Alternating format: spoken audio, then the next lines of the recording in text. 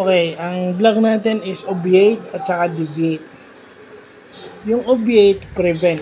So kung ayaw mong gamitin yung prevent, obviate ang gamitin mo. Pero pag sinasabi mong deviate, uh, deviate is lumihis. Lumihis ka ng diskurso o lumihis ka ng daan.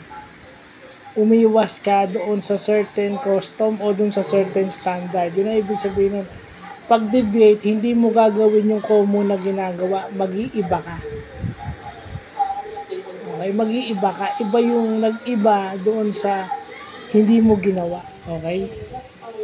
So, at least lumawak na yung vocabulary natin. Pag standard, deviate. Pag umiwas ka doon sa standard, deviate. Pag nag-prevent ka, obviate. So, yun yung magandang natututunan natin. Nag-improve yung ating English vocabulary on a Sunday. So, yun lang pa.